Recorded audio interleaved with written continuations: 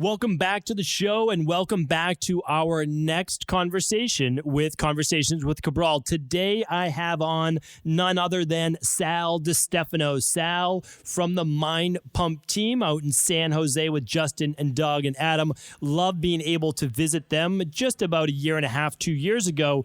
Had an instant connection, I think, with them. I really enjoyed being on the show. Loved chatting with their community. And I've wanted to have him on my podcast for quite some time, but I haven't really put together the interview process the way that I wanted to. So now that it is up and running, I was excited to say, Sal, you have to be one of the first guests on the show. I want to hear your wisdom on exercise, on training. Sal has a really vast knowledge of personal training, has been doing it now for 20 years, but also has ventured into the health-based space.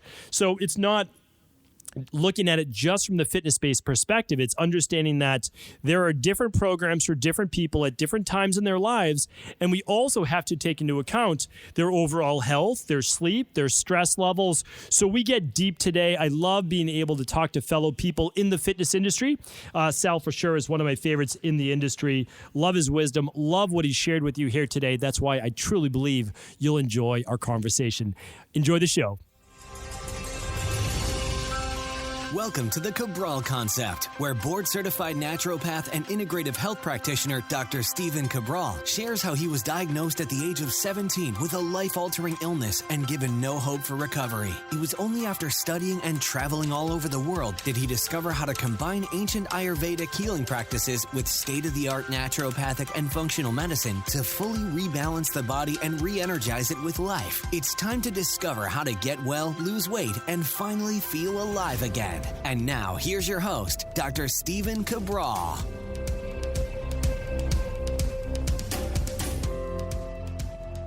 Sal, welcome to the show. It's great to have you on here today. Excited that you are one of the first guests on Conversations with Cabral. Ever since I did your show about 2 years ago now on Mind Pump, and we'll talk more about your podcast, of course, coming up in the show, I've had such a great connection with a lot of your community, and right away, when I was on with you, Adam and Justin, I believe, and Doug as well, that we just had a great conversation. I think it was like an hour and a half, 2 hours long, and it flew by. I could have easily chatted with you for another hour or two, but we get to continue that conversation right now on my home court. So welcome to the show. Hey, thanks for having me on. We had a lot of fun with you. You made a huge impact with our audience, and I always love meeting people from different facets of the health and wellness space who've been doing it for a long time, because although we all entered in through different doors, I think we all start to find the same kind of philosophy and truth when it comes to helping people through the means of, whether it's fitness or nutrition or, other means to improve health. And so you brought incredible knowledge to the podcast,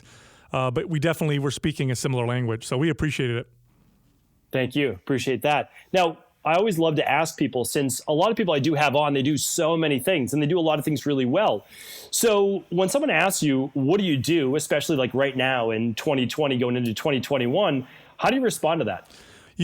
These days we use the mediums of new media, podcasts, YouTube, written content, really to promote health and fitness the right way. And when I say the right way, what I mean is differently than it's been promoted, I'd say, for the last maybe 20 years. My background and my co-host's background are as personal trainers. The vast majority of the time we spent in this space was training clients and managing gyms and working with people face-to-face. And when you do that for a long enough period of time, especially if you're very passionate about helping people, you start to figure a few things out. You start to figure out that the approach to helping people get to their goals and help them stay there long term is very different than the way that you might have been taught early on, or the way that the marketing communicates fitness and health. And then you realize that you're in for an uphill battle. So our goal now really is to combat the popular fitness media, the information that we're constantly fed from the fitness space, both because they have their vested interest in selling their products, but also because the consumer tends to like to be told, convenient lies, I would say.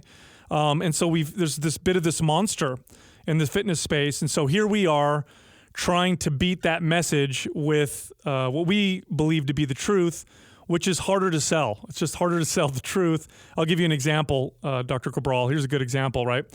The fitness space would say something like, take this supplement stack, follow this meal plan, and follow this crazy workout, and lose 30 pounds in 30 days. Okay. Now, I'm here trying to tell people, hey, you want to lose 30 pounds? It'll probably take about a year, maybe longer. We're going to have to make some fundamental changes to the way you view food, your relationship to exercise. Your workouts are going to start really, really slow. We need to build good habits. That's going to be a long, slow process. It's far more difficult than you probably realize. So that message versus this is going to happen in 30 days, take my pills and beat yourself up. How in the heck are we going to outsell that message? And one of the skills that, I developed as a trainer was really how to sell the right message in a way that can beat the wrong message, because that's the key here. I can't beat what they're doing by just simply telling you what I just said. I'm going to turn off 99% of everybody who's interested in just losing weight to look better. So how do I beat that? And so our podcast and our media is an attempt at that, is our attempt at entertaining you and selling you the right way to do things in a way that's more effective than the wrong way. So we're trying to beat the other guy, and we're trying to play their game, but do it in a better way to take people in the right direction. And it's challenging, but it's been a lot of fun. And up until now, I think we've been striking a chord. We've been gaining in popularity. So it shows us that what worked with our clients seems to be working with a large audience. Yeah, and I think that there's a big difference between people that are kind of just getting into the industry. There's nothing wrong with being 22 and a personal trainer. I was 22 and a personal trainer. You were 22 and a personal trainer. I was 18 and a personal trainer. What I was doing then is very different than what I was doing at 22 versus even 26 or 28. But eventually you do find that there are actually universal truths. And you just kind of spoke about them right there. Meaning there are ways, and both of us, I'm sure, can help people lose 30 pounds in 30 days. But the problem is that that's going to lead to then other issues that we have to then later correct. Whereas if we were to do it right, and we would do it right once, then you're talking about permanent results. So, I mean, they're permanent as long as obviously you change lifestyle and behavior along with those specific actions. But I think, you've probably been doing this close to 20 years or so. I've been doing this 20 years. You start to say to yourself, it's not worth it. It's not ethical. It's not the right thing to do to sell somebody on something that, yes, works in the short term, but causes all these other issues, like we're seeing right now with diet fads that we can get into or not get into, that, yeah, they'll work really fast. But the problem is, here's what it does to your gut microbiome. Here's what it does to your immune system. Here's what it does to your, longevity. So I think it's important that people understand that what you're talking about are true universal truths. People like, well, there's no one best diet. Well, there kind of is. Now, there's variations of that one best diet for sure. A little bit more starchy carbs, a little bit less. But if you don't include carbohydrates in your diet, well, you're not on track to an actual healthy diet. So I think, and same goes for exercise, like you just said, you don't need to start at high intensity interval training. Now, you offer high intensity interval training, but if you're going from 3,000 or 3,500 steps a day, do you need to do, 30-second, 60-second sprints or, cold plunges? I'm not sure that people are always ready there yet. So I want to get into that on today's show. But first I want to know, how did you even get into the space in the first place?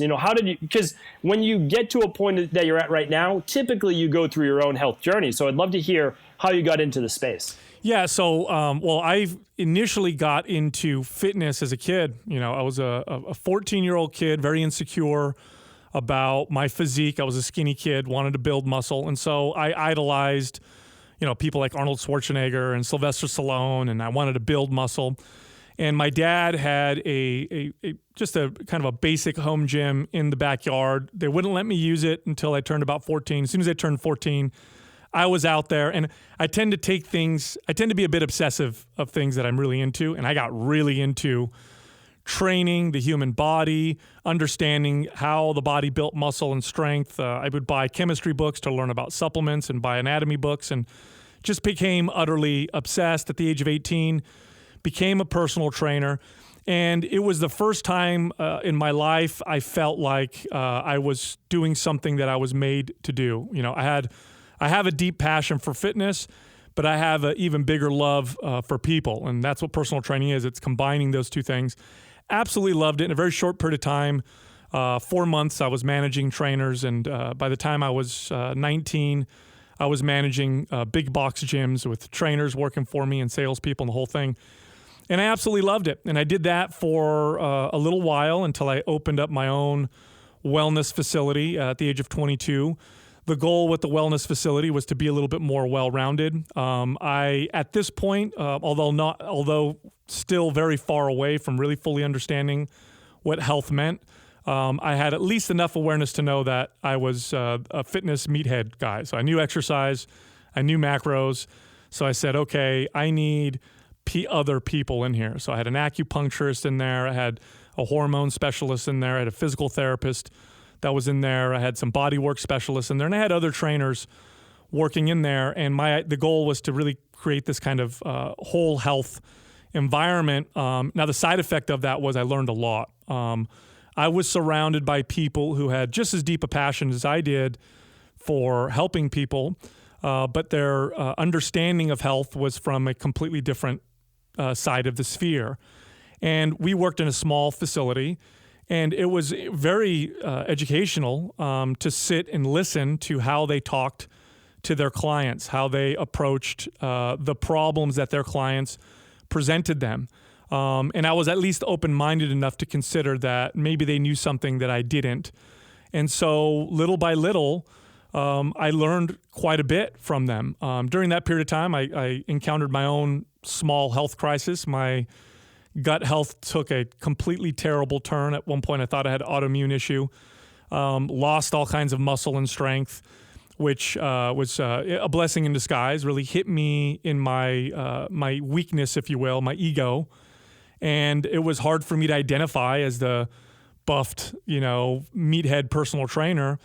And in order to solve the problem, none of the things that I understood about health and fitness were working. I thought I was eating right. I had my macros were good. My protein intake was good, carbs and fats. And, this is what's supposed to be healthy. Wasn't working. So I went to the people that worked in my facility and I said, I can't figure this out. I need help. Learned about food intolerances, learned about stress management, learned about other supplements that help with inflammation, and looked at my workouts completely differently and gave myself a year, really didn't know it was a year, but said to myself, I'm not going to prioritize my aesthetics anymore. This isn't working. I need to prioritize my health. The wonderful consequence of that was at the end of that year of just focusing on my health, not weighing myself, not really paying attention to the reflection in the mirror. At the end of the year, I saw the results, the physical results of improving my health, and I realized that I'd looked better than I'd ever looked. And that's when I really understood that, health leads to what most of us want when we start working out, which is aesthetics. Aesthetics almost always doesn't lead to health if that's all you're after. In fact, it tends to cause bad side effects with health, which then result in bad aesthetics. And it completely changed my paradigm and how I approached working with people and training people. And it really molded and formed the voice that I now have on the Mind Pump podcast. And so that's a lot of what I try to communicate. I think a big part of the way we communicate fitness is really looking at things from a psychological, mental aspect. There are definitely ways of training that are on paper, maybe physiologically more effective than others. But if it doesn't work for the person, if the person's not there in that right state of mind, if their core motivation is not right, then it's wrong. It just doesn't work for them. And you have to figure that out if you're looking for real long-term success. I also came to a lot of realizations about the best forms of exercise. I can confidently say my strongest expertise is in the exercise portion of health.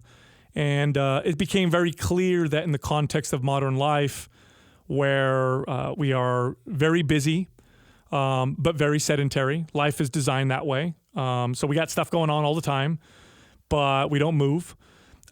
We have a infinite amount of choices when it comes to food around us. Most of it designed to be hyper palatable. In fact, most of us value food for its palatability and really are ignorant to the other values that food provides. I started to really realize that the ultimate form of exercise in that context would be a form of exercise that could, in the context of modern life, positively affect your metabolism, to try to create a bit of a buffer that allows you to survive the challenges of modern life of inactivity, lots of food surrounding us. In that context, the faster metabolism makes sense. You don't have a lot of time to be active every single day. What's the best form of exercise that kind of does that? Resistance training. Resistance training on its own does that better than other forms of exercise. Not to say there isn't value in the other forms of exercise. I think there's value in all of them.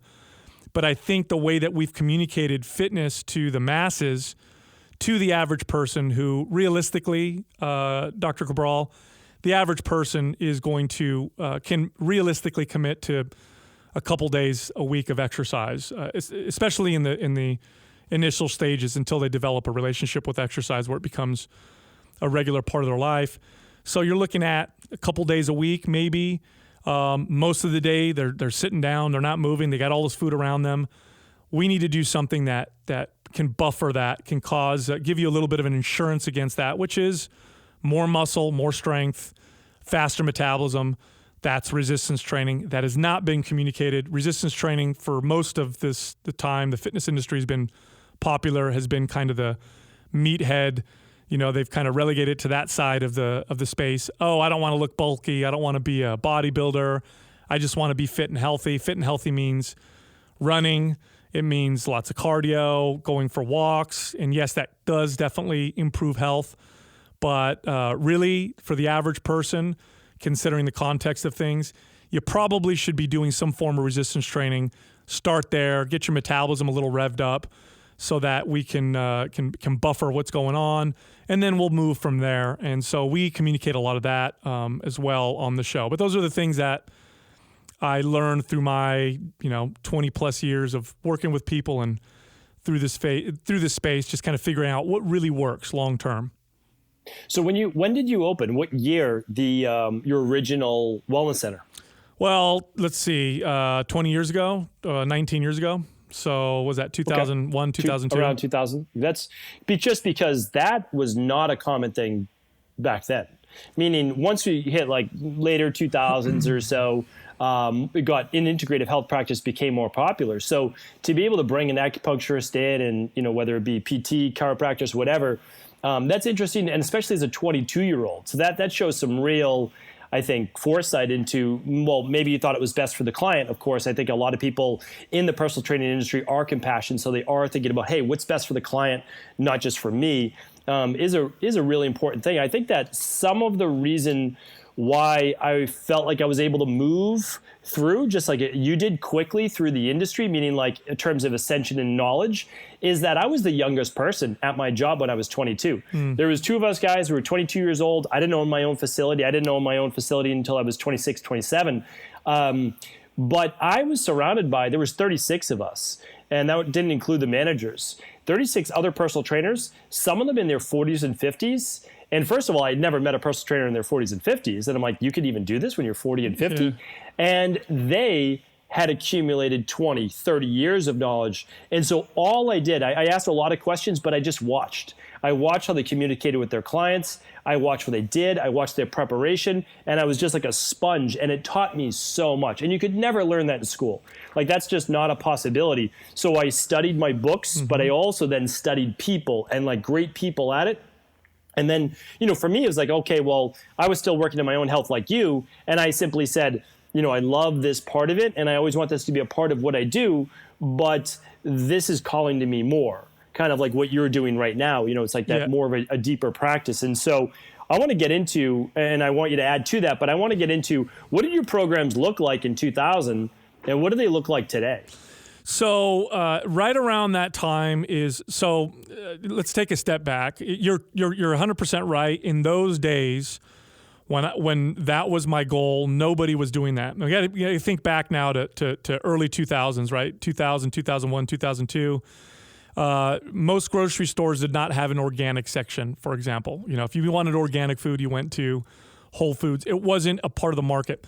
The fitness and health space looked like this. You had your hardcore bodybuilding, fat-burning supplements. Most of them tried to look like anabolic steroids or some crazy drug. That's how they advertised. Then you had the crunchy, wellness hippie side of supplements that were all about wellness and health and kind of had this spiritual look to their products. And you had this big divide, right? So you're over here or you're over here. If you went to a fitness convention, if you went to a bodybuilding fitness convention, it was like a different gang. You go to a paleo convention. They didn't even exist back then, but let's say you went to a wellness convention and everybody looked and talked very differently. It was like they're all trying to be healthy, but they did not look anything like each other. Because I had been training clients at this point for, I started at 18, so 6-7 years. I started to learn a few things. One of the things I loved about personal training was if you really enjoy people, you learn from your clients. And I trained this one woman who, every time we talked about a subject, she was just so well-versed and she could argue both sides so well. I was always so impressed by her. And one day I asked her, I said, every time we talk about a subject, it can be anything, politics, economics, science, health, whatever, you're so well-versed on all sides of it. How do you do that? Like, what do you do? Just read all day long?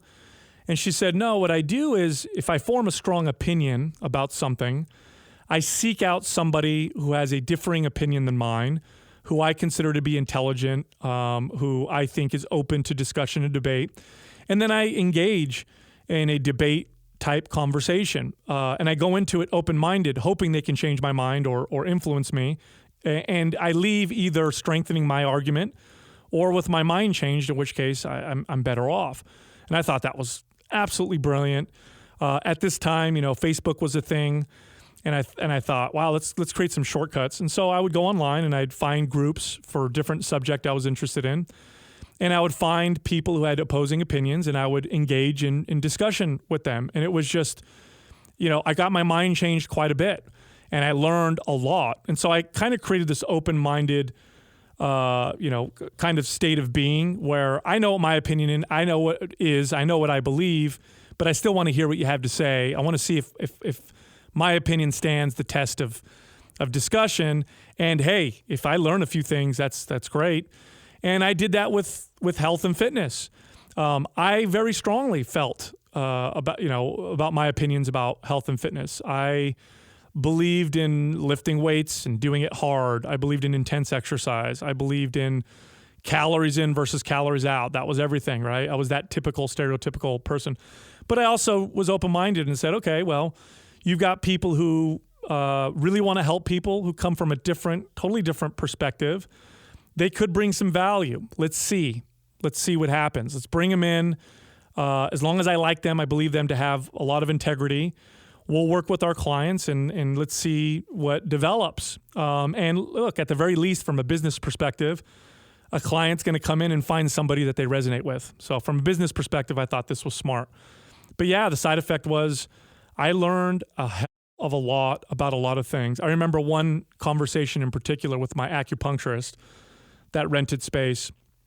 Acupuncturists have a view of how their how acupuncture works from a kind of a Chinese medicine, Chinese energy perspective, right? Everything's about the flow of energy.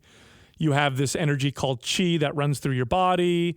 It can get blocked, and placing needles in certain parts of the body opens up those channels and balances out this energy. From a Western science point of view, which is kind of where I was coming from more or less, sounds ridiculous. Like, what do you mean this mystical energy? Doesn't make any sense. But again, I was trying to be very open-minded. And I remember reading about, cases of referred pain, right? You go to here's a simple example of referred pain. Your left arm hurts because you have a heart attack, for example. There are parts of your body that you'll feel something, and we know in Western medicine could mean that's heart trouble, that could be your liver, that could be your kidneys, that could be your nervous system or whatever. And I knew that, okay, well, you are putting needles in my body. You are stimulating my central nervous system.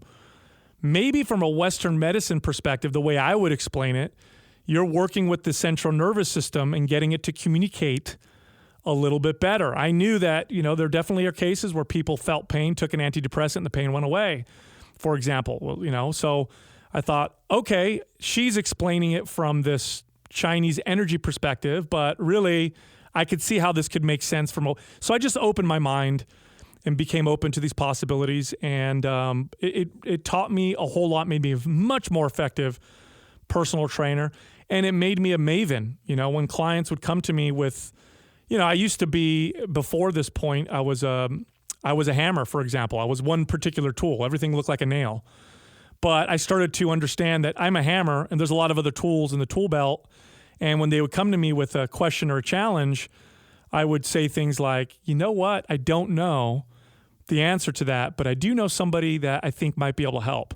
And my value just went through the roof for my clients. It became so much more successful, both in helping my clients, but also business-wise. And that was a great period. That whole period really molded kind of who I am now on the podcast. That's great to hear. And it's also, I would say, as amazing that it happened at that young of an age. And the reason is because most people don't learn that, if ever, until later in life, 30s, 40s, just trying to keep that open mind. Because it comes with self-assurance, meaning like most people don't keep an open mind or not open to the other side unless they feel pretty confident in themselves.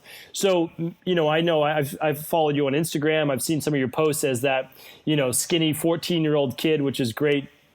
I look basically the same exact way. I was like, not able to put on any size, any weight until really like 18 years old. And that was only because I was eating 6,000 calories a day, 275, 300 grams of protein. Everything was counted out. But, I didn't have that perspective. And I think that it does take that one person. I talk about it all the time, kind of as my mentor, who you find is like non-intimidating. And they just say, listen, Sal or Steve, that your approach is not wrong. However, there's another level to that.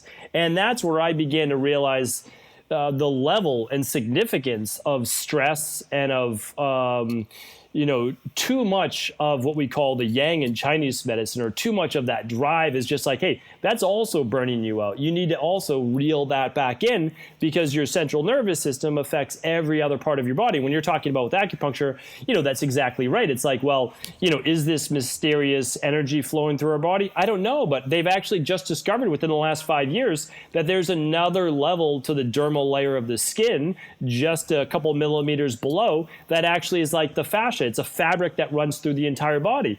So I just think with medical science, although I come from that science perspective as well, we just don't know. And so keeping your mind open is what I always say. Is like when the carnivore diet came around and this came around, I said, all right, let me listen to why people are recommending this. And I got it. Like there's medical doctors and, oh, look at my abs and look at this. I get it. And then, okay, this person's joint pain went away. Understand. Yes. But there's then that next level. And I understand. So you're getting the results, but then it's the why. Yes. So it's why are you getting those results? And could there be another reason and another level to get to? And is this sustainable 10, 20 years from now? Yeah. So that's where I think you got to. Well, I want to add one thing, because you did ask about what the programs look like then versus what they may look like now in terms of how I train people. I'll give you a simple example. Early on, if somebody told me, if I said to them, hey, do you do any exercise? And they said, oh, I like to walk, I would have scoffed at that. Oh gosh, walking, you're not burning any calories. That's ridiculous. It's not, you need to get on cardio, sweat it out. You got to do this high intensity interval training. Well, later on, I realized that walking is one of the best forms of exercise, mainly because number one, it's one of the few things that we could do physically that we don't do wrong. So what I mean by that is most adults have kind of lost the ability to run properly and effectively. Although humans evolved to run, You take the average, 20-something-year-old and you tell them to go run, and their mechanics and everything are so bad that it's actually very detrimental to them. But they can walk. Most people can walk. We still walk around. Who knows what that's going to look like in 15 years, but to this day, we still walk. So it is a great form of exercise. But here's the other reason why walking is such a great form of exercise. It's easily injected into our daily lives. And from a psychological, mental point of view, one of the best ways you can apply exercise is in a way that makes it easy to inject into your daily life and attaching it to your already consistent daily rituals. Okay, so getting someone who doesn't work out to schedule 3 days a week of scheduled exercise, long term, the failure rate on that is very high. If I tell somebody, hey, after breakfast, lunch, and dinner, which is something that everybody does anyway, take a 15-minute walk, the failure rate is very low. It's attached to a current ritual. Walking is easy. I can go outside and do it. I don't have to change into workout clothes. I don't have to get on a piece of cardio. And it doesn't feel like I'm scheduling a workout. It feels like I'm adding to something that I do every day, which is having dinner. Very, very high success rate. So that's one of the main changes, I would say, in how I approach exercise. As we look at it from that point of view, where you're at now, how to get you to where you want to be, what does that journey look like? And here's the second part. Everything used to be about getting to the goal. What is your goal? Let's get you there. What you start to realize if you do this long enough is that the goal that's okay to have goals. There's nothing wrong with that. But becoming married to the goal or making it everything about the goal is almost 100% you're going to eventually fail. Okay, because once you get to your goal, now what? And everything I did was to get to this point. Now I'm at this point. Now what do I do? The other approach or the best approach really is to understand how to fall in love with the process, okay? The man who loves walking is going to walk further than the man who loves getting to his destination, okay? If you love walking, you're always going to walk, right? If you just love, I got to get to this point, once you get to that point, you tend to stop. If we can create those habits and that mentality around exercise and lifestyle to where it's about the journey, you enjoy the journey, it's a discipline.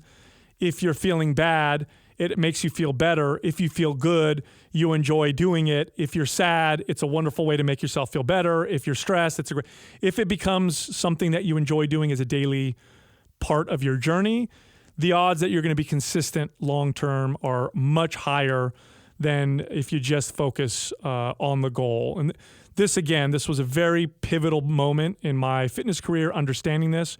Once I was able to communicate that to clients, their long-term success rate went through the roof. I have clients that I haven't talked to in 10 years who never worked out before they met me, who still do it. They still exercise. It's a part of their life. Nothing has stopped. And it was because I approached it from that perspective. I'd like to ask you a question on that because I feel like we're two, 90-year-old, men at the top of a mountain having this philosophy-based discussion. And I got here, and I feel like we're still at an early age in our lives, but I think this type of thinking, like it isn't about the goal, right? I mean, yes, you want to achieve something, but once you achieve that, you know that there's going to be a next goal and there's going to be this and there's going to be that. So I know how I got here. I mean, I got here by me being told I wasn't going to live for very long, right? So I had to then, all of a sudden at 17 years old, I started to have to make connections and be like, okay, everything I've been told is wrong. Like conventional medicine is not the answer here. What is the answer? How does this work? Who's thinking about this? And how did that come about? And I traveled all around the world and I, spoke with different physicians and doctors and Vedas and all sorts of different people. And I arrived at the understanding that there is more to this and that there are levels to this and there are ways to think about life in a little different way. And you have that same base philosophy. I know that you said that you went through your health-based issues, but did someone teach you? Did you have a mentor? Was there more to it that got you to understand that? Because right now you could easily be selling, lose 30 pounds in 7 days. Like, Right. what was there more to this? I'm just because it's interesting. I love speaking to people and understanding their journey, because, I think you have a philosophy that one wouldn't learn until they were 70, 80 years old towards the end of their life. Yeah, no, my love and respect for people, and especially in particular my clients. And here's the thing. One thing that you'll find about good coaches and good trainers is that if they really enjoy training people and really want to help people, that they'll often learn through that process, because you tend to ask yourself at intervals of that process, am I really helping these people? Am I really helping them long term? Is this really bringing them value? And so that's really what did it. It was me constant. And I was a much better trainer to my clients than I was for myself for a long time. I know a lot of trainers are guilty of this. It's like, you need to do it this way. This is better for you. Focus on mobility, help your joints, and then you end up beating yourself up in the gym because for whatever reason you don't apply it to yourself. But it was really about them. Many points in my career, I would pause and say, am I really helping people? I'll give you one example. There was one example that stands out. I had this couple that I trained, and I would train them separately, right? Husband and wife. And this was early on. I'd say I'd only been a trainer for a few years at this point. And her goal was to lose weight, typical goal.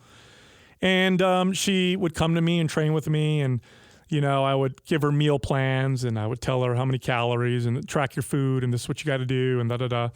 And then I would, every couple of weeks, I'd weigh her and take her measurements and test her body fat. And over the course of a few months, I would notice that, it was quite clear that she wasn't losing any weight.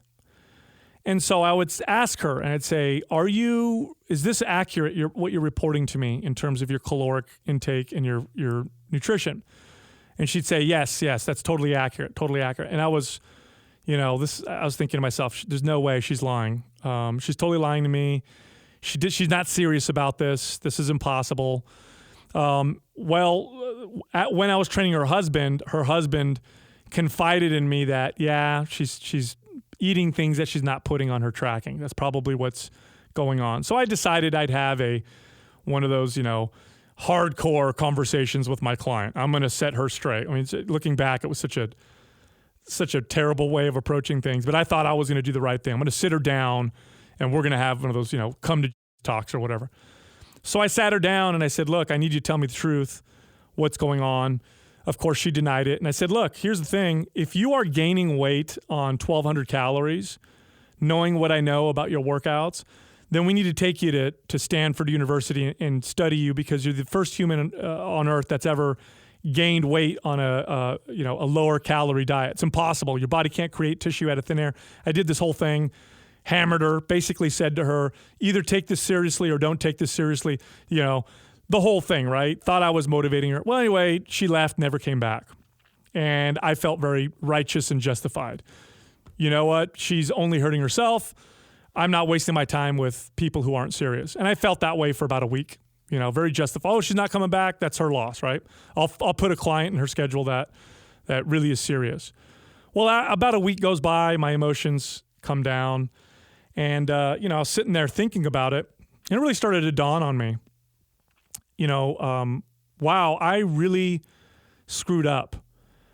Maybe she wasn't eating in a way that was in line with what she said her goals are. Maybe she wasn't doing everything she could to improve her health. But she was showing up twice a week. 2 days a week she was coming here and I was training her. And I just blew her out. And she probably is not going to come back to any gym, either for a long time or ever. And whatever she was struggling with nutrition is probably worse. I made her feel terrible about herself. She probably felt ashamed. And not only did I not help her, but I made things worse off. That was a very, very powerful moment for me. I wish I could find her, by the way. I looked for her to try and apologize. Years later, I could never find her. I hope she listens to my podcast, because I'd like to say. But totally changed my approach, because I thought to this woman is showing up twice a week, way better than what she was doing before.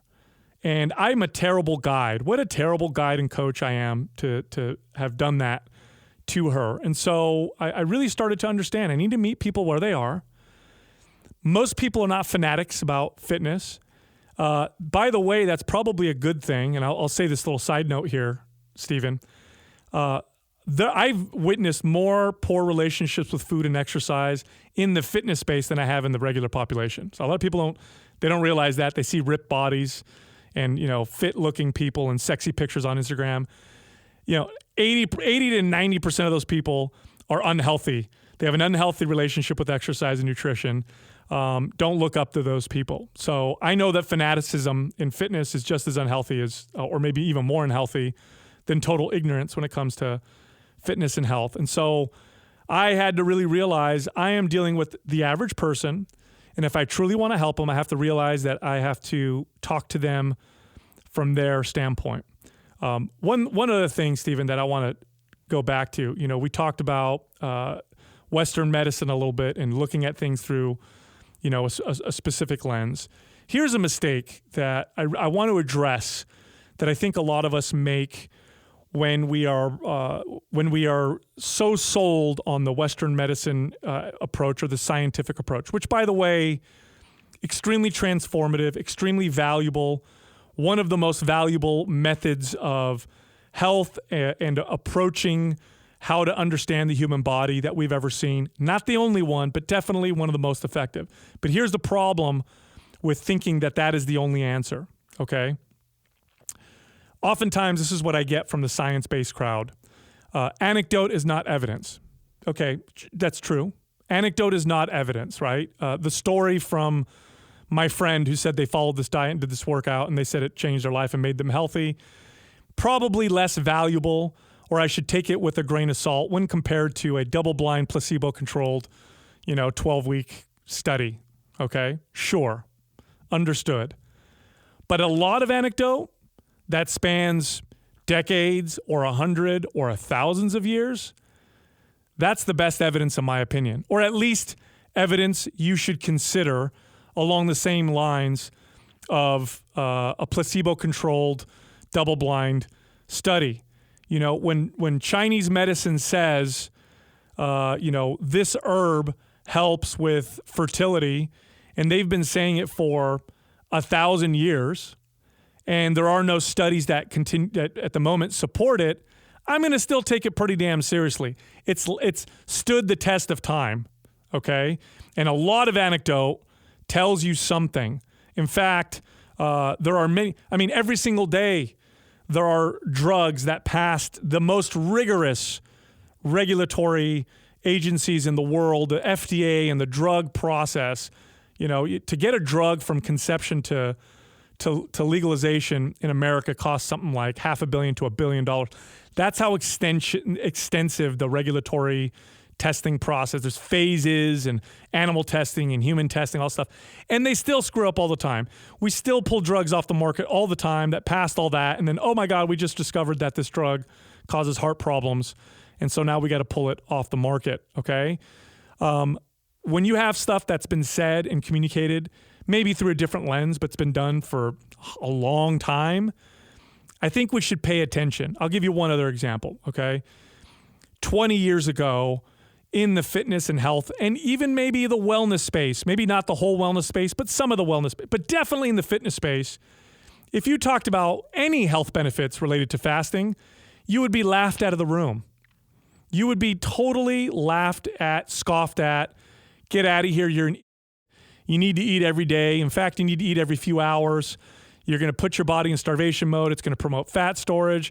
There's no health benefits to not eating for 24 or, God forbid, 48 hours. You're crazy, okay? But at that point, 20 years ago, when everybody said you would be an eater, now it's common knowledge that there are some health benefits, both physiological and definitely maybe mental, psychological benefits to fasting for some people. Not everybody, but for some people. That's considered now like common knowledge. 15, 20 years ago, you were called crazy. But guess what? Spiritual practices that are thousands of years old, all of them have fasting in their practice. The roots of medicine, which we could take all the way back of modern medicine, take all the way back to maybe the Greek philosophers and how they approached medicine. Do no harm or whatever. All these things we say now in modern medicine came from those roots, right? They used fasting. They saw benefits to fasting. They treated epilepsy. They didn't know it was epilepsy, but they treated epilepsy with fasting. Had no idea what was going on, but they saw that it worked. Christianity, fasting is a part of it. Judaism, fasting is a part of it. Islam, fasting still a part of it. Buddhism, Confucianism, all major spiritual practices had fasting in them.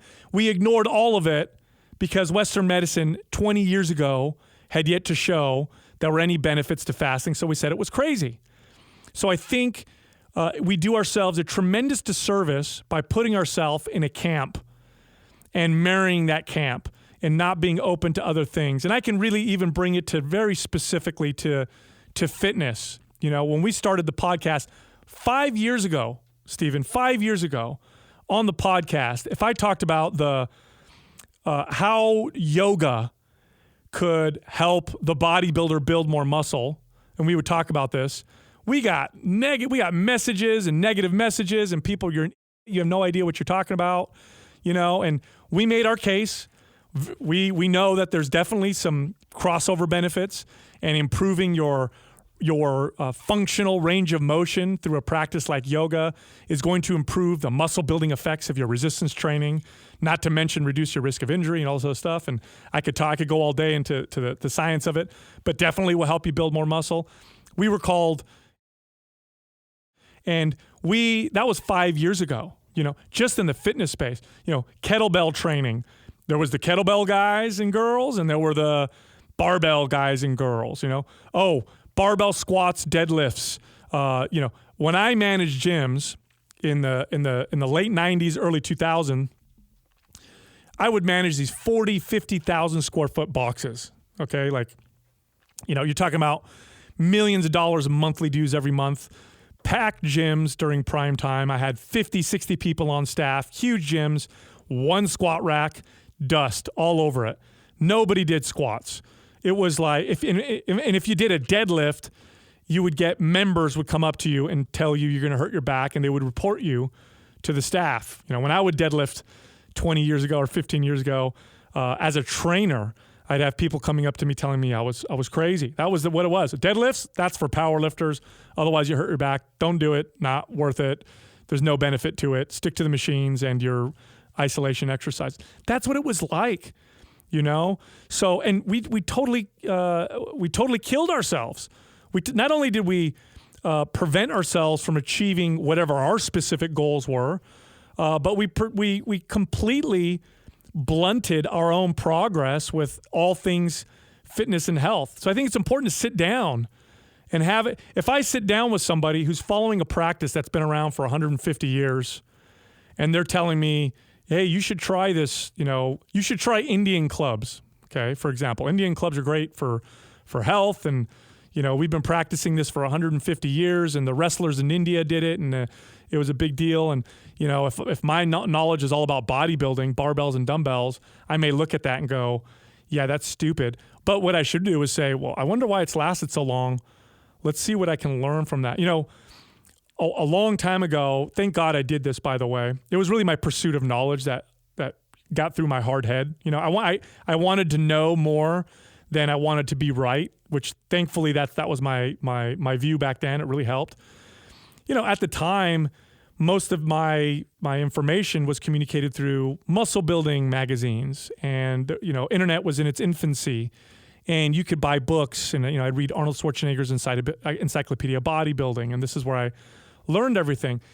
And there was this one point where I started to realize, this happened kind of early, I'm sure this happened to you too, where you finally realize that the bodybuilders that you thought are so cool are not only genetic freaks, like they just have genetics that don't exist in most people. It's like 7 foot tall people. Like most people are never going to be 7 feet tall. Not only that, but they take just tons of drugs to look the way they do. And I remember when I realized that, I was like, oh, okay, maybe what they're communicating is not right for me. So then I thought to myself, you know what I should do? I should look way back to the muscle building information that was communicated way back before people even used steroids, before supplements even existed. How did those guys work out? What did they do? What were they saying? I wonder if it's different.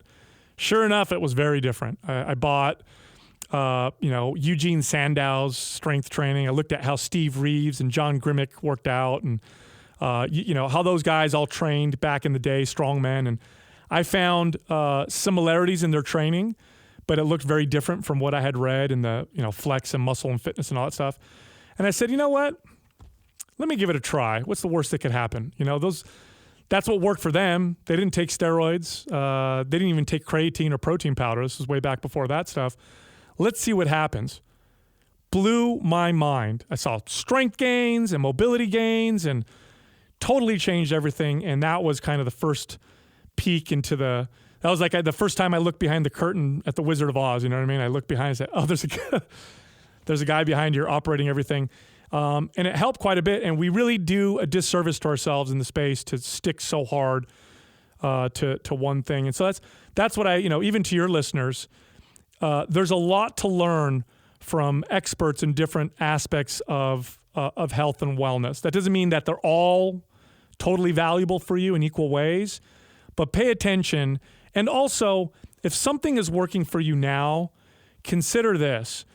You are always ever changing. So if you find something that seems to work with your lifestyle, your current health, the context of your life, that doesn't mean it's always going to work. And the reason why I say that is because you see a lot of people who maybe in the current context of their life, what's going on now and their current, physiological state, they find this diet, they find this workout, it really works well for them, but then it doesn't. And because they're so stubborn and stuck to that, they ignore their signal, the signals of their body. They ignore what their body's telling them. This is when people come to me and say things like, yeah, I've been on keto for 3 years. It really worked so well for me and it helped me lose weight, but I can't figure out now why my hair is falling out. And, I can't figure out why I'm not feeling good. What's happening? And I'm like, well, have you looked at the fact that you're following the same diet for 3 years and maybe we need to look at something a little different? And, well, no, this works so well for me. Not now. So let's be a little open-minded and see what's going on. Things always change. So your training and your nutrition and your approach to how you take care of yourself should probably also change. Yeah, those are all great points there. There was a lot of wisdom wrapped up into what you're doing right now. And the reason why I say that too is that when you look at your program right now, if you're in a good spot, much of what you're doing is probably on point, like you're probably on track. But just like you said, that does not mean that you can't say, oh, kettlebells, they started to become more popular early 2000s. Oh, stability ball or the mace. It's like we take whatever we're doing right now and then we totally stop it and then do only kettlebell workouts. Yeah. Or only a mace is great, but you don't need to do 20 exercises in one program with a steel mace. It's like you can add that in to an already great program. So not only does it's dumb, you shouldn't be using that. It's, okay, maybe there's something I can add to my program that I'm already currently doing to make it even better instead of saying, oh, my program, it's worthless. Let me just switch over now to doing, every kettlebell exercise under the sun. You know what? Versus saying we're going to add it in. I got a great example. So here's you're going to love this, I'm sure. You and I are around the same age. So it sounds like I'm talking about something else, but I got a good point here to make with this. So the martial arts space for a long time was very segmented.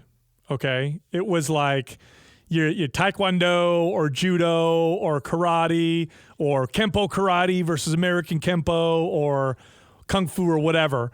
Which style was best? Which martial art was best? And I was a huge martial arts fan as a kid, huge Bruce Lee fan. Watched all the movies, thought it was so super cool.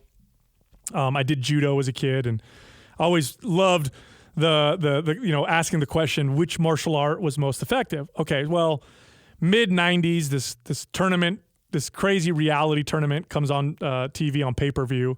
I'll never forget seeing the commercial for it. It was like, I'm a teenage boy And it was like my head exploded when I saw this. It was the Ultimate Fighting Championship. There are no rules. Which martial art is the most effective? Karate versus judo versus boxing versus wrestling. I was like, oh my gosh, this is the greatest thing of all time. We finally get to figure out who has the best modality. Okay. So here we are 20-something years later. Okay. What do people who fight in the Ultimate Fighting Championship look like? They are well versed in everything. They do a little bit of everything, and they're really good at all of it. In fact, if you're an expert in one and you don't know the other stuff, you are not going to do well in a tournament like that. So the answer was none of them are the best. All of them have some value. And that's just such a great analogy for how we should approach our health, how we should approach how we take care of ourselves. Here's a big one, okay? And I love to talk about this.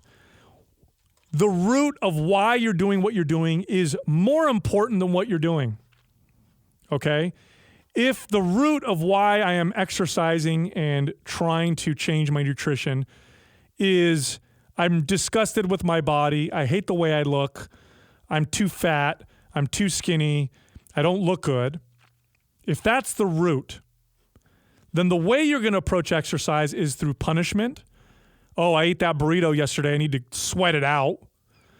It's through restriction. You're at a party and your friend says, hey, want a cookie? I can't have that. Or it's through rebellion. You know what? I stopped working out because I need to enjoy my life. Or, you know what? I stopped that diet because life's too short and I want to enjoy life. Okay? That sounds like a lot of people. It's restrict, it's binge, it's extreme exercise, or no exercise.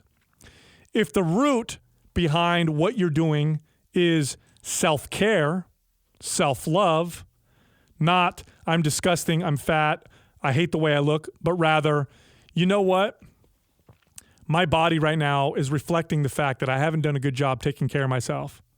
And I deserve being taken care of. I need to be able to I need to take care of myself. That's it. Like, I'm going to start treating myself well, and I'm going to start taking care of myself.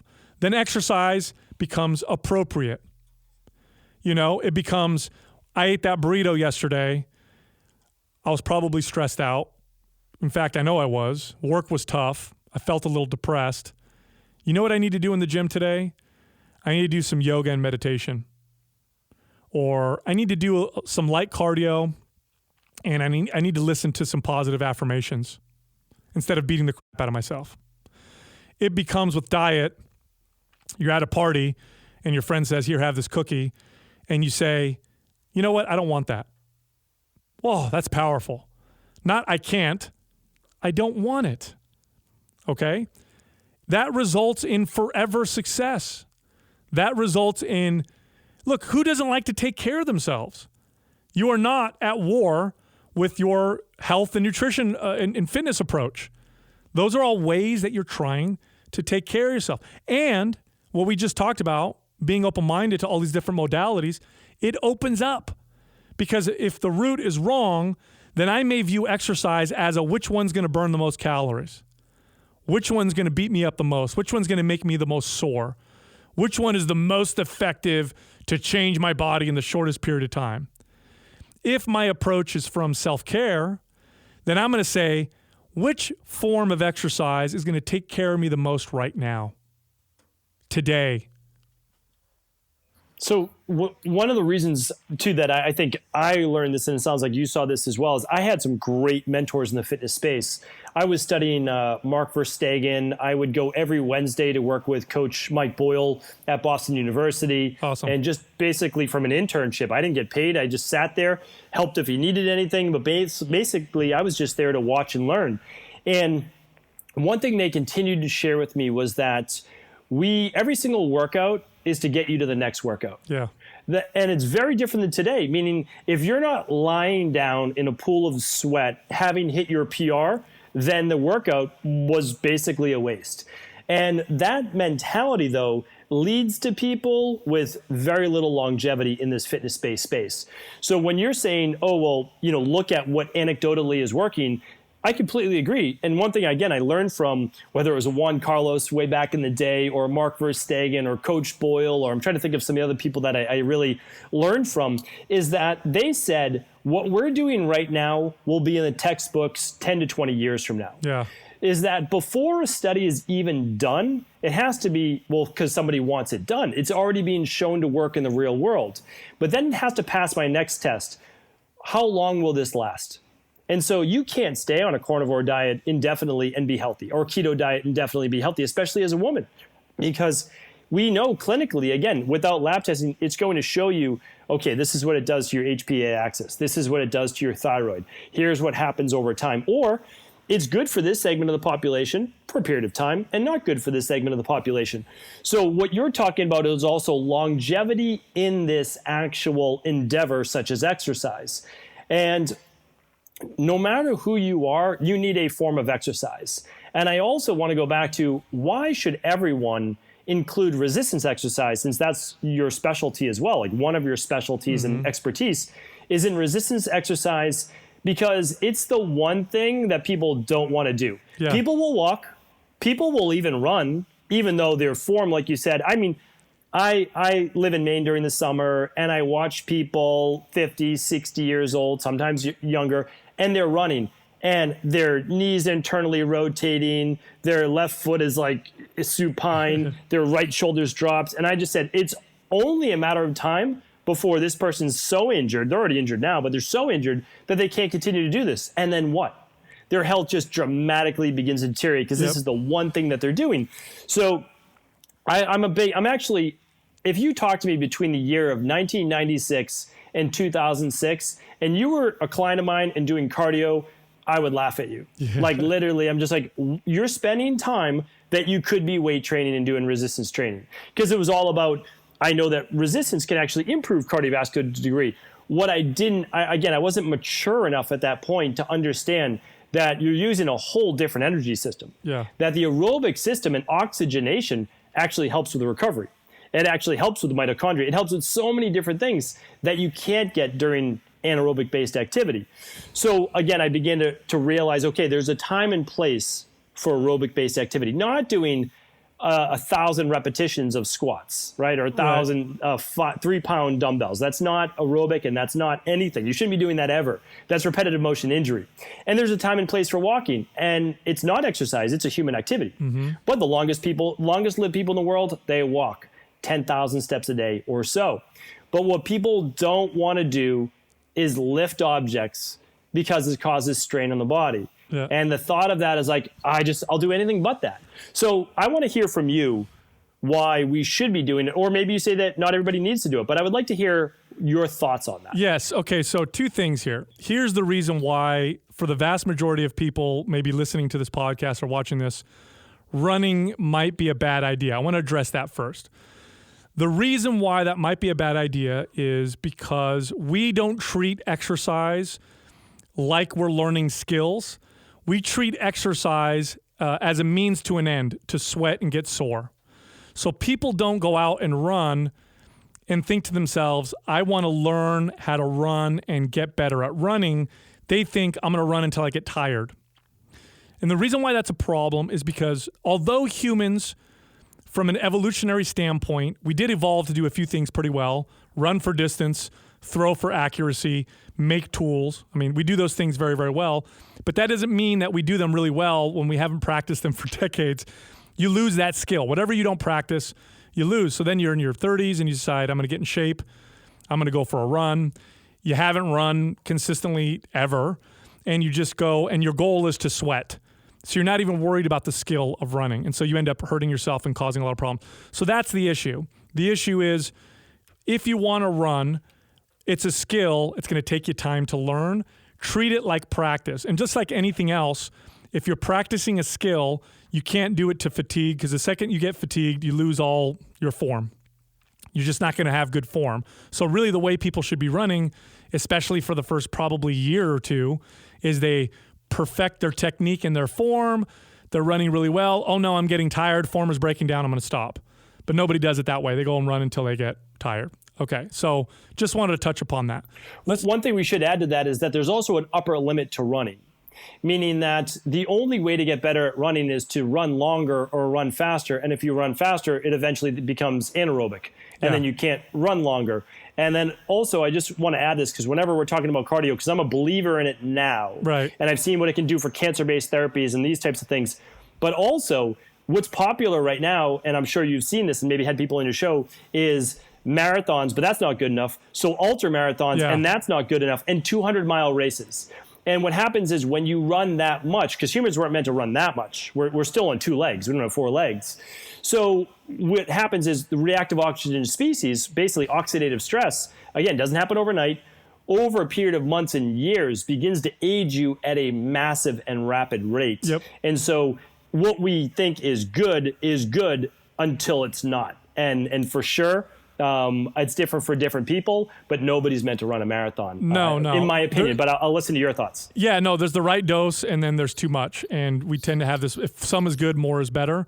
Anything extreme is not good for longevity. Okay, so if you want to be extreme strength, extreme flexibility, extreme endurance, extreme entrepreneur, extreme whatever, you are going to lose general overall longevity and health in the pursuit of that extreme. So people need to understand that. So extreme power lifters and bodybuilders and marathon runners are not the healthiest people. They're just the best at that extreme endeavor. That's why you shouldn't look at athletes, for example, and say that's a picture of health. It's not. That's a picture of maximum performance for whatever that particular sport is. Okay, so let's get back to resistance training.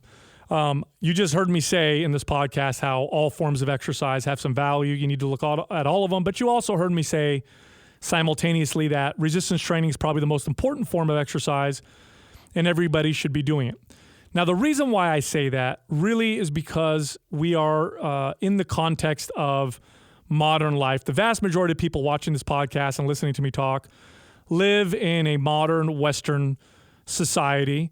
We are very sedentary, like I said earlier, very busy but sedentary. That means we don't have a lot of time to dedicate to exercise, or at least we don't perceive to have a lot of time to exercise. We're not moving much, and we got lots of food, lots of choices around us. So how do we find what form of exercise can give me the most bang per time spent? Which form of exercise most directly combats our sedentary lifestyle? Because what are the results of being sedentary? You lose muscle very rapidly. You know, muscle is a tissue that is constantly adapting to your lifestyle. You're either building it or losing it. You know, it doesn't really just stay. When you maintain, what you're really seeing is the balance between building and losing. In fact, you know, the most muscular, strong person listening to this right now, you know, put your arm in a cast for 4 days and then you'll lose muscle. And that's how fast it happens. Our body's always adapting. Muscle's always adapting. So we're sedentary, so we're constantly battling this muscle loss. We're constantly battling bone loss. That's a real reality now as we age. We're constantly fighting declining youth promoting or anabolic hormones in men, testosterone, growth hormone, both in men and women. We're looking at imbalances with progesterone and estrogen. Virility and fertility is declining as a result. Speaking about men, for example, theoretically, we should be able to procreate till the day we die, but we're seeing declining sperm counts because of our lifestyle.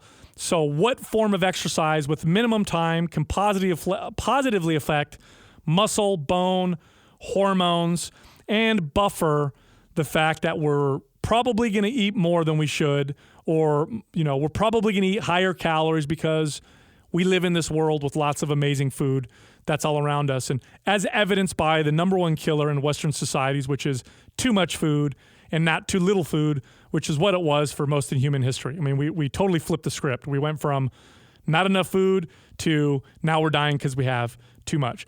So in that context, okay, and I'm not saying resistance training is the only answer. I'm just saying in that context, by itself, if you had to pick one form of exercise that you could only dedicate 1 to 2 hours a week on, which one's going to give you the best result?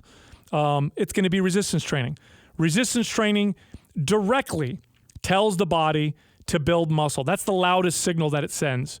Other forms of exercise, to a lesser degree, tell you to strengthen your body, but in some cases, they may actually even get you to lose muscle. Cardiovascular activity done to higher extremes, your body, as it aims at becoming more efficient at cardio, because remember, your body's always adapting to its lifestyle, as it aims to become more efficient, reduces its caloric burn to become a more efficient, slow calorie burning machine with more endurance. You don't need strong, big muscles to have a lot of endurance. Plus, big muscles burn a lot of calories. Since you're burning a lot of calories with your cardio, let's become a Prius. Let's become a hybrid engine. And so you might end up losing muscle. Resistance training tells the body, build muscle, build strength. All right, metabolism. We got all this food around us. And so we need to buffer that a little bit. Resistance training burns more calories through the metabolism boosting process than any other form of exercise. Now, as a calorie burning form of exercise, if you compare it, time spent being done, like 30 minutes of resistance training versus 30 minutes of cardio, resistance training pales in comparison to cardio. You're going to burn more calories during cardio than you are doing resistance training. However, resistance training will result in a metabolism that's burning more calories all the time.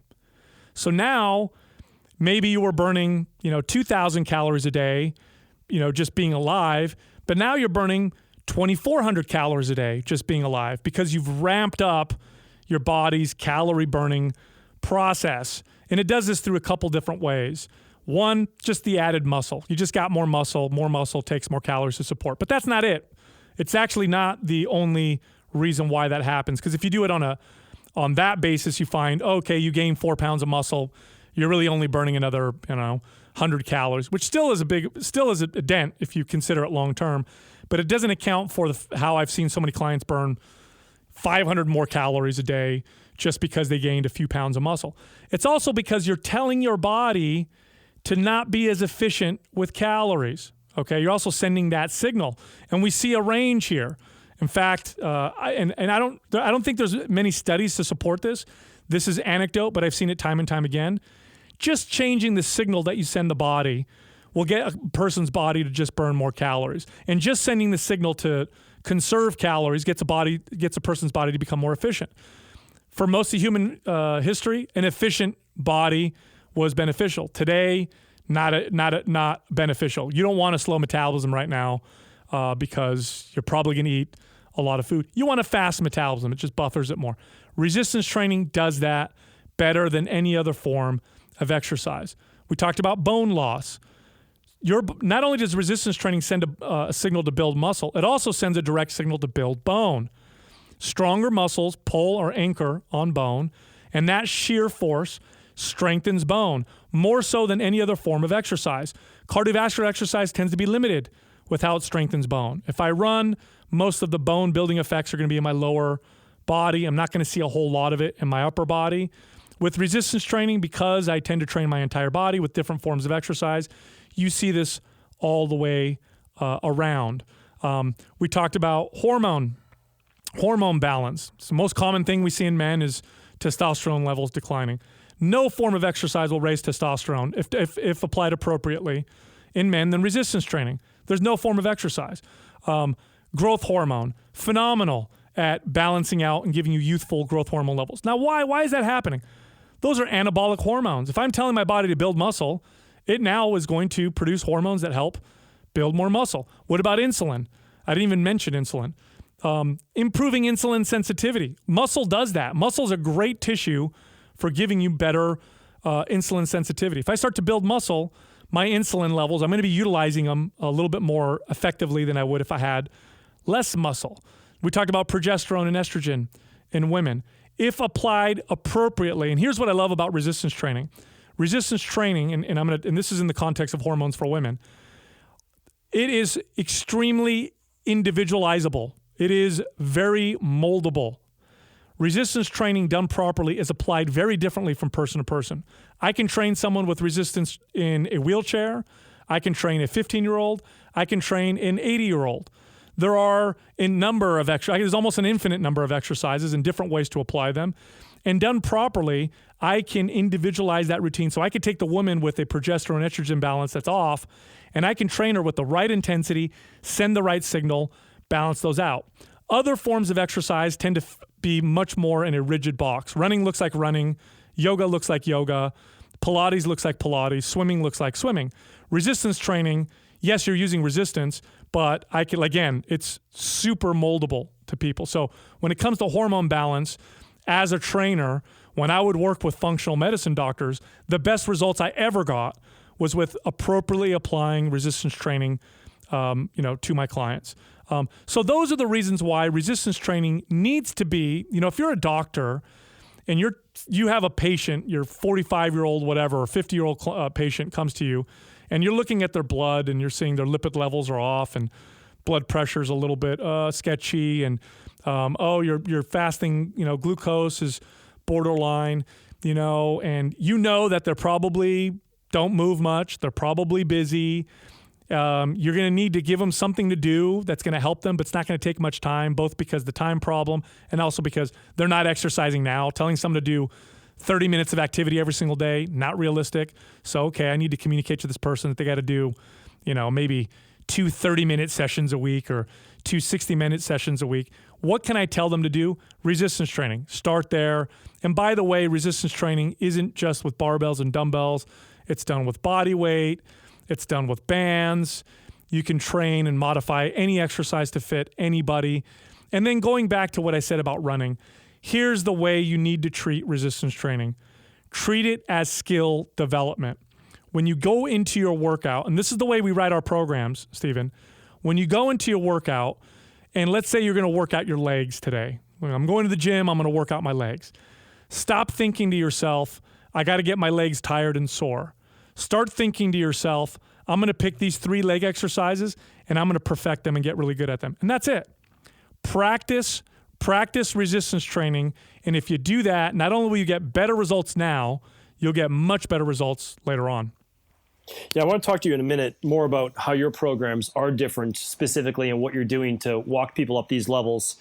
But one thing that I'll share is that when you think about or hear Sal talk about putting on muscle, you have to understand is that muscle is like a gift. It's not as easy to put on as you would think. So if you think that you're going to bulk up, you're going to end up with 17-inch arms, or especially like a lot of women, there's this perpetuated myth that you're going to bulk up if you start to do resistance training. It's honestly nothing to be further from the truth. You're actually going to look leaner, even at the same weight, because you're going to start to work on actually burning body fat, as you just said, over a period of some of the best statistics I've ever seen is one workout can last 36 hours. Yes. Meaning the benefits from that resistance training workout, you don't have to do it every day. I tell people all the time, Monday, Wednesday, Friday, fun workout on the weekend. Or Tuesday, Thursday, Saturday, come up with something that allows you to do every other day to keep that metabolism stoked. And sure, you might put on some muscle, but if you look at a good model of what 5 pounds of muscle looks like versus 5 pounds of body fat, you'd be shocked. 5 pounds of muscle is very dense and it's spread over your entire body.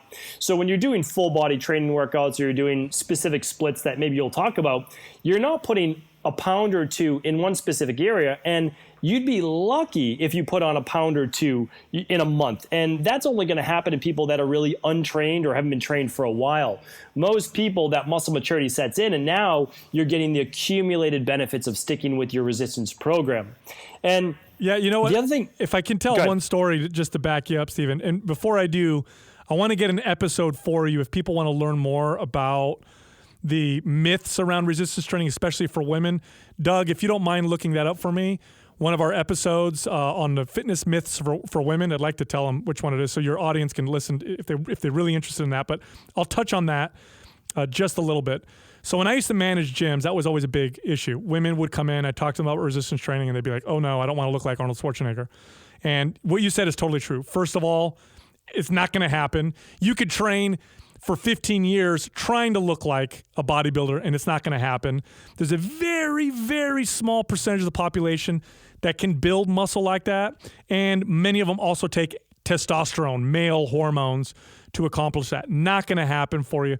But what I used to do for when they would say this to me. So I had a gym, I had lots of trainers, and I'd have female trainers that, lifted weights and did all that stuff. And there was one in particular that I used to do this with. So I'd be sitting with a potential member and they'd be telling me how they don't want to lift weights. And we'd talk about this and I'd say, hold on one second. I'd get on the intercom and I would page my trainer, attention staff, so-and-so, please come to Sal's office. So in would walk in my 5'1" fit female trainer. Okay. Great curves, great, arms and delts, and just looked excellent, very lean. And she'd walk in and I would tell my potential member, I'd say, okay, this is so-and-so. She lifts weights 5 days a week like a bodybuilder. How much do you think she weighs? 5'1". How much do you think she weighs? And they'd look at her and they'd go, 100 pounds, 105 pounds. It was always around between 95 and 105 pounds. And then we would all walk over to the scale. She would step on the scale and it was 135 or 140 pounds. So she was 30 pounds heavier than they could possibly guess. And that's because muscle is dense. It gives you shape. It gives you curve. Her waist was small. She was lean. She had all the areas that women typically want to work on, butt, hamstrings, the whole deal. But it would blow their mind. They couldn't understand. You could do this with men too. You could look at a 6 foot, tall, 200-pound man with muscle versus one without muscle, and it looks like doesn't make any sense just from a visual perspective. But resistance training, women, when I would get female clients and would get them bought in on resistance training, they would get sold on how tight their body felt, how much more food they could eat now and burn more calories, how balanced the hormones felt, because sending that muscle building signal made them feel the way that they thought they would feel doing all those aerobic step classes or whatever they thought, would help them out. So it's 100% resistance training isn't. And by the way, if you are one of those, the 1 in a million that does build muscle like crazy, you're still not going to work out today and wake up tomorrow looking like a bodybuilder. It's not going to happen. Here's what'll happen. You'll get to the point where you'll look in the mirror and say, you know what? This is about as far as I want to go. I think I'd like to maintain, in which case you change your workout and then you just maintain your body. So huge myth, total baloney. The fitness industry perpetuated that to attract women into the gym. Here's a good example of that. The word toned is a made-up word the fitness industry invented to attract women because they were afraid of building, because at that time, the only people that built were bodybuilders. So they created this word, toned. Muscles don't tone. They build or they shrink. And if you build a little bit, they just feel more tight. And that's the word tone. So just an example of how you've been lied to a little bit. Oh, it's episode 1077, The 7 Deadly Fitness Lies Sold to Women. So if you want to learn more about that, check out that episode. We go deep into it. And we'll link that up as well, for sure. And I've actually worked with that 1 in a million, and I can tell you it is 1 in a million females that started to put on more muscle without any performance-enhancing drugs, anything like that. And it was not difficult to just say, okay, we're dialing back the volume, we're dialing back specific things to find the program that works perfect for you. She's happy because it's actually way easier to go backwards than it is to keep moving forward, with most people. So, that's a great thing. And I'll share one more thing because I do want to hear about your programs. And again, we could easily talk for 2 more hours. But one big thing is that now more than ever, people are more into fasting. They're more into restrictive eating. They're more into certain forms they're more catabolic. And we talk about this in the show, so my community knows what catabolic means. But you have to understand is that everything in life is about balance. It's about achieving equilibrium.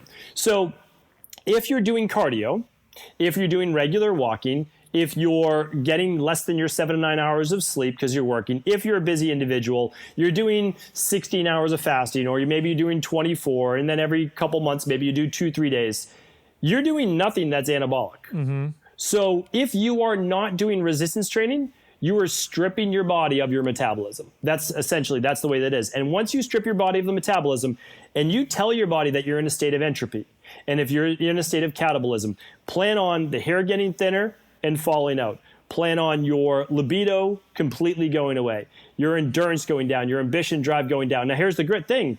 You feel great in the beginning when doing all of these things because you're running on adrenaline, you're running on norepinephrine and dopamine. Eventually, that starts to slide. And it is resistance training that helps with that balance. So resistance training is an anabolic exercise, the only one that I know of. I don't know cardio to be anabolic, and I don't know walking to be anabolic. Now, walking's great. Actually, it helps with growth hormone, a few other things, because it turns on the parasympathetic. So think of walking as more recovery than an actual exercise or workout. But if you're not doing resistance training twice a week, after the age of 27, you are losing about 5 pounds per decade as a female, and not too much less for a male. That adds up over time. Doing resistance training tells your body to stay young, to keep the mitochondria in the cells alive. And again, everything you said is completely 100% on. But I want to say now more than ever, if you're into the whole fasting and lower carb and this and that, those are all catabolic. They work. Even a plant-based diet, it's more catabolic. Again, not saying it's bad. I'm a proponent of a plant-based diet. More catabolic. Milk, cheese, eggs, those are anabolic. There's a reason why bodybuilders did those things. You don't need to do them, but what you want to do is you always want to find balance.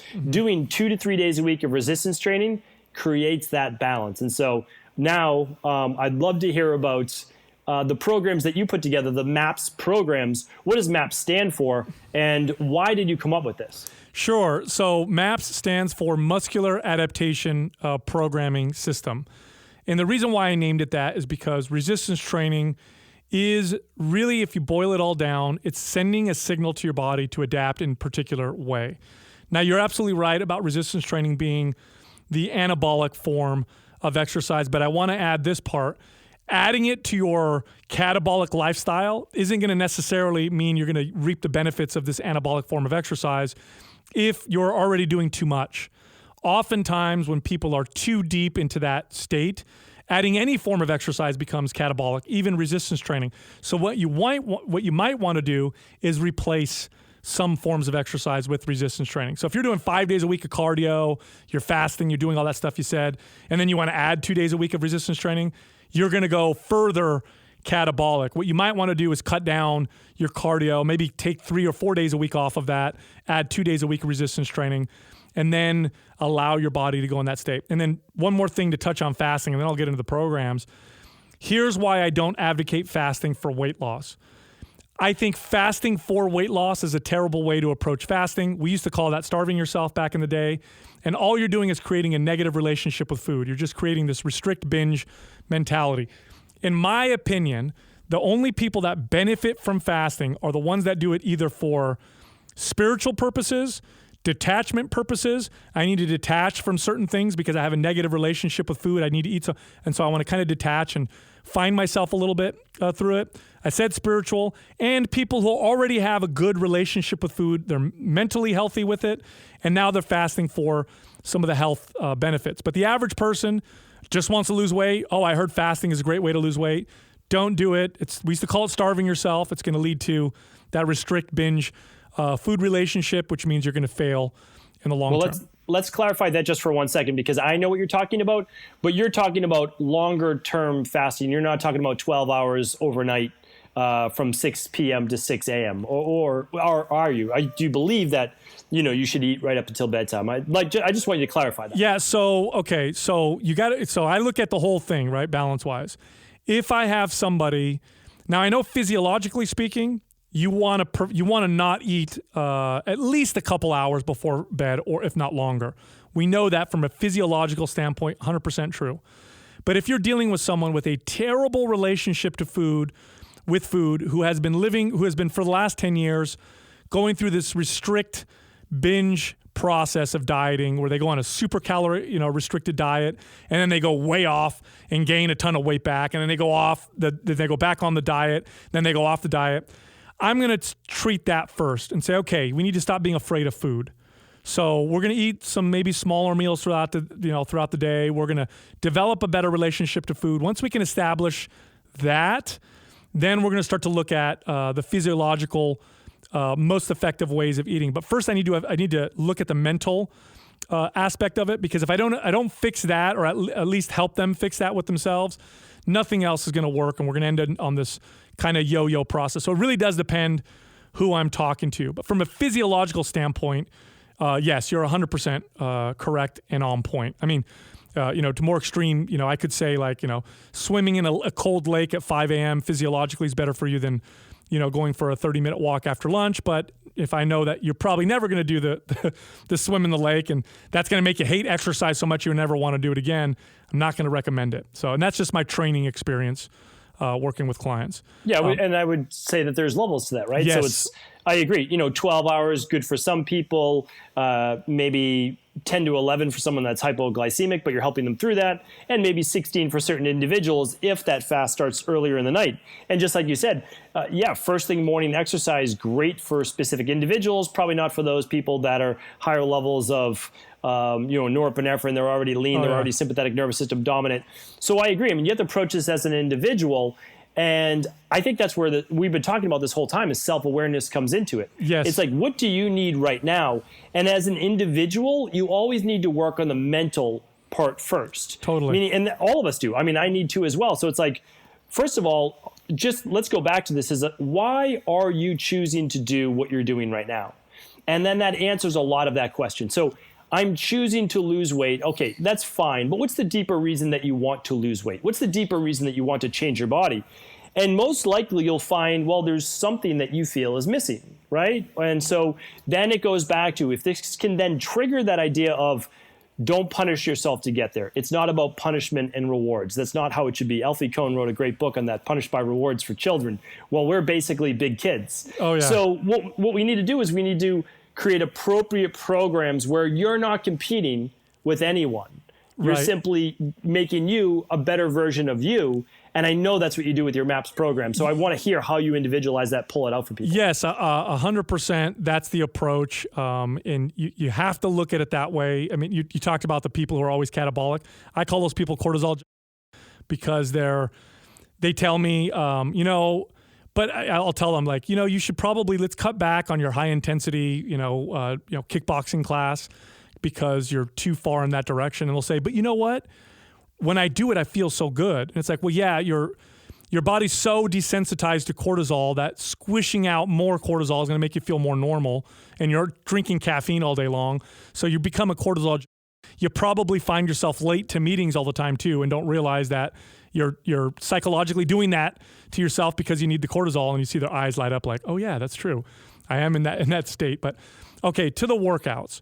So we we have lots of different workout programs, each one of them designed for a particular avatar. And the goal really is to get that person to get to their particular goal in the best way possible. Our resistance training programs tend to focus on the most effective exercises. What are the exercises that are going to give me the most bang for my buck? A lot of these exercises are like, barbell squats, deadlifts, overhead presses, rotational exercises, split stance exercises like lunges. Those exercises just give you more than lots of other exercises combined. They also require a lot of skill. So I know that if I program them, a person's going to practice these exercises and they're going to continue to reap benefits from them because you got to slowly get better at doing them. A barbell squat's very complex, especially when you compare it to like a leg extension or even a leg press. It's going to require more practice, more mobility. It's also a fundamental human movement. We also don't tend to promote body part split type routines too often. Now, we do have a split routine, which is appropriate for a small subset of the population. But for the vast majority of people, you're better off training your whole body, frequently than you are splitting up your body into body parts and doing all the volume for that body part on one day. So to clarify, you're better off, for example, training your legs maybe for 5 sets of leg exercises Monday, Wednesday, Friday than you are versus doing 15 sets on Monday. So same total volume, 15 sets. It's all 15 sets, same amount of volume, but it's better to do 5 sets 3 days a week than it is to do 15 sets and hammer your legs on one day. It builds more muscle. It gets you stronger. Your body responds better. You tend to do the most effective exercises more often because you're more fresh. You're not so fatigued. And you get better central nervous system adaptation because you're practicing more often. This is very important. Practicing a little every day is going to get you better results than practicing a lot less frequently. So a lot of our programs kind of follow that. So what you'll see in the routine is typically a 2 or 3 day a week full body routine. And then in the programs, we tend to throw in frequency builders, which allow you to add more if time permits and if you want. In one program, they're called trigger sessions. These are 10, 15 minute, maybe even less, 5 to 10 minute band exercises that you do maybe 2 or 3 days a week on your off days, just to send a low level signal to the muscles that reminds them you want them to stay anabolic, you want to build a little bit. It also feels good, facilitates recovery, it improves your daily activity. In other programs, we have what are called mobility sessions, where you might do your 2 or 3 day a week resistance training routine, but on the days off, time permitting, and if it's something you want to do, you can do a 30-minute session on improving your mobility, which is achieving greater ranges of motion you have control over, which is just going to make everything a lot easier. So it's different than flexibility. It's control. You were going to say something? Well, I wanted to ask, how long do these programs last for? And are you able to choose ones that are, especially right now, pandemic state, can we do these at home? Yes.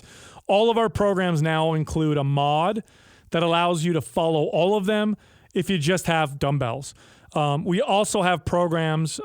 We have one called MAPS Anywhere, which is designed without equipment. All you need are resistance bands and maybe a broomstick, and that's it. And you could do the whole routine on your own. So all of them are modifiable, and the mod is included in the program. But if you have a basic home gym setup, which includes barbell, dumbbells, and a bench, then you can follow pretty much any of our programs and be totally fine. Excellent. I wanted to ask how long they actually last for too, and then do you help people transition to the next program of what they should choose? Yes. So the programs are typically around anywhere between 10 to 14 weeks long. We talk a lot about which programs are appropriate to start with, depending on your goals and your current fitness level. If you're just getting started into resistance training, MAPS Starter is a phenomenal program, physio ball, dumbbell-based workout. Once you move from there, MAPS Anabolic, starting with the pre-phase section, and then move from there, MAPS Performance.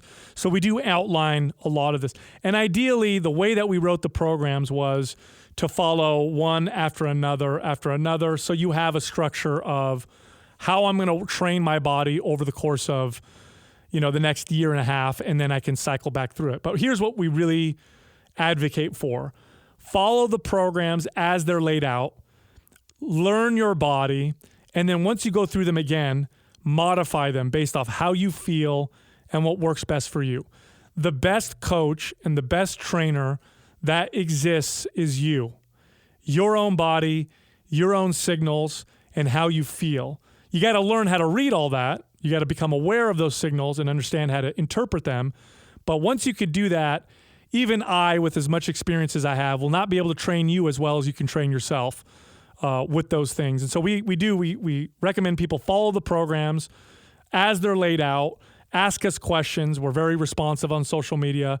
Once you've gone through them, go back through them and modify based on your own individual body. Really, it's about developing a good relationship with exercise, understanding how to train yourself.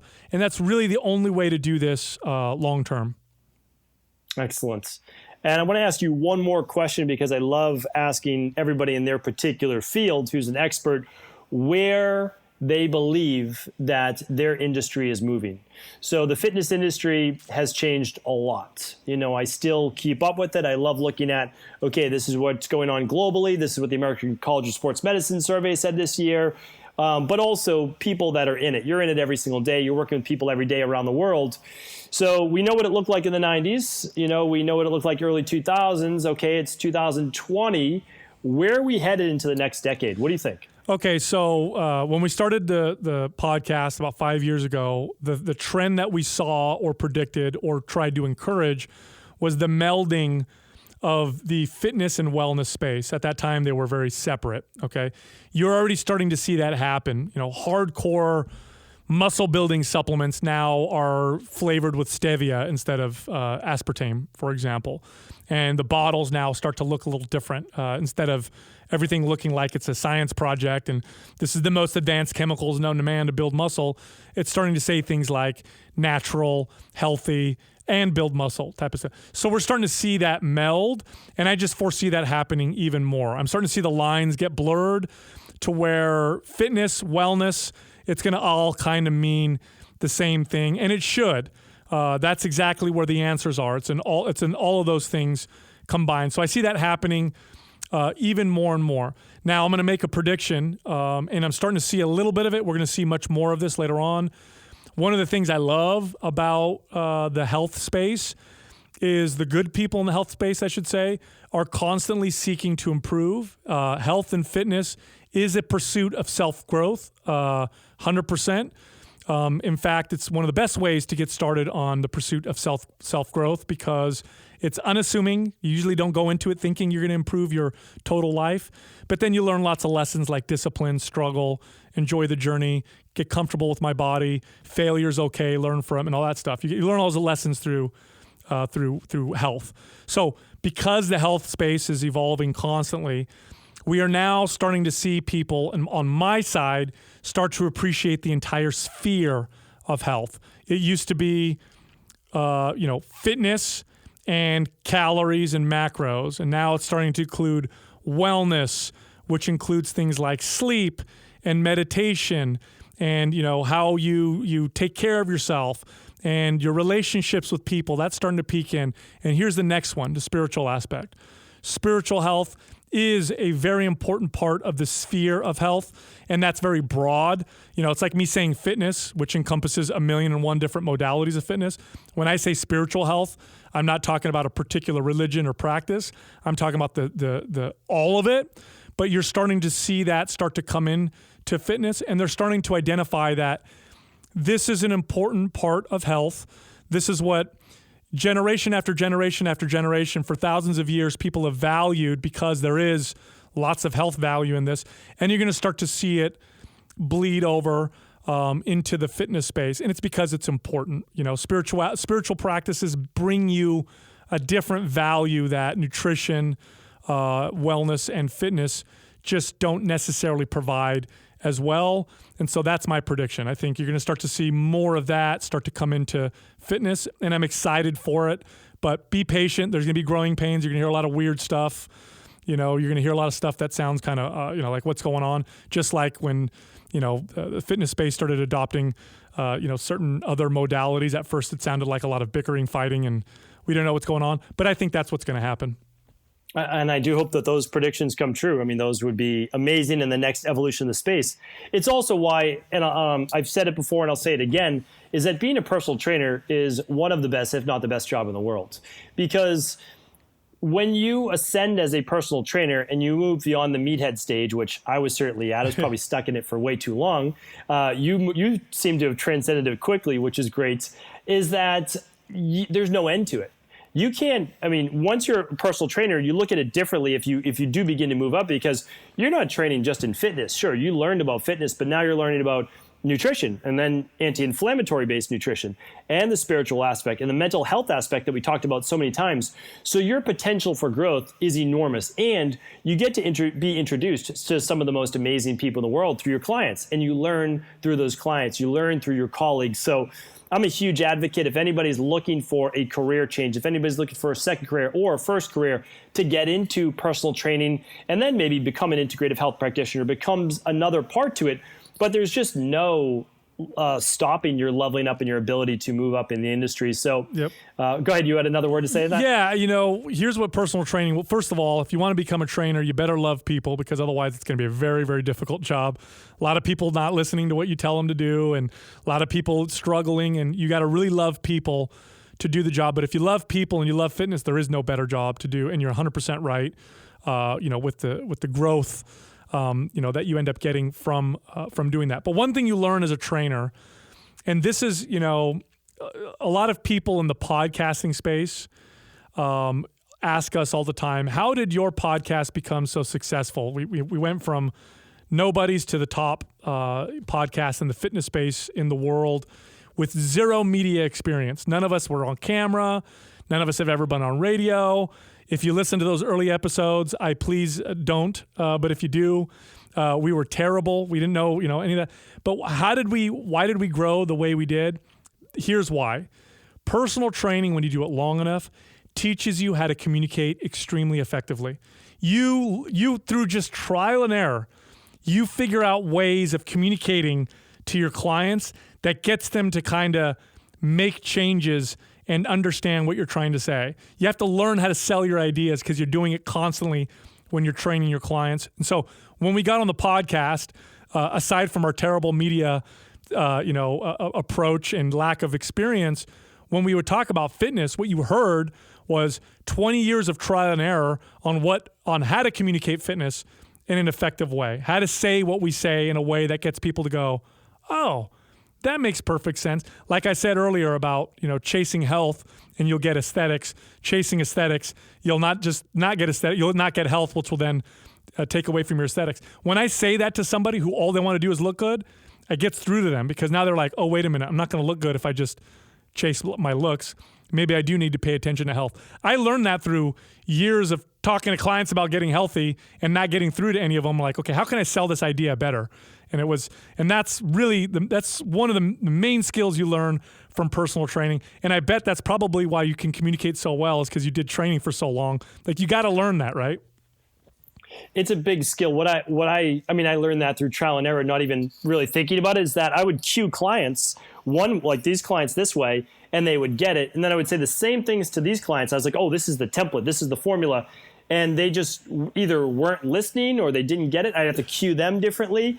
So it is. And I think that's why, I got into personalized medicine, is that it has to be personalized on the individual, not only from the protocol that you give them, but actually the way that you speak to them. Mm-hmm. And so I always a pleasure. We need to connect more often. Yeah, I love hearing your viewpoints and all the different wisdom that you've accumulated over the past 20 plus years. Where can people hear more of this knowledge on a weekly basis on your podcast? So we have 5 episodes a week. It's Mind Pump is the name of the podcast. We combine fitness, health, entertainment, and humor. The goal is to make listening to our podcast informative, but also enjoyable. So it's something you'll have a good time listening to. And then we have a YouTube channel if you want to see exercise demos and understand how to do a particular movement properly, taught by personal trainers, not fitness models. You can go to our YouTube page, which is Mind Pump TV. We have a lot of free content on our website, Mind Pump Media, that you can learn from. And then you can always find me on Instagram. I try to answer my DMs on a regular basis. You can find me Mind Pump Sal. But really the best place to start, just listen to our podcast, find a podcast that speaks to you, and hear what we have to say. I think that's probably our best form of media for communicating our ideas. Excellent. We will link everything up today on the show notes page, plus that extra episode that you spoke about. Sal, thank you so much for being a guest on the show. I appreciate you, and I'm sure all of our community appreciates all the knowledge you shared here today. Thank you, Stephen. I appreciate it. Did you know that the body really only becomes sick or imbalanced in only 2 ways? Over time, you become deficient in vital nutrients, and you also accumulate toxins internally and from the environment. As those nutrients diminish and you increase your total toxic load, your body then begins to show the first signs of dis-ease. It's actually quite predictable, and the good news is that if we know how you began to fill up that proverbial rain barrel, we also know how to empty it to begin the healing process.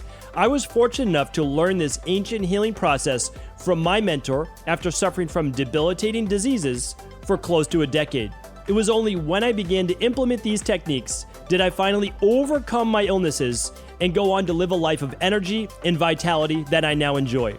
I'd like to share with you now what I discovered after traveling all over the world and how to combine the best of ancient healing wisdom with state-of-the-art science.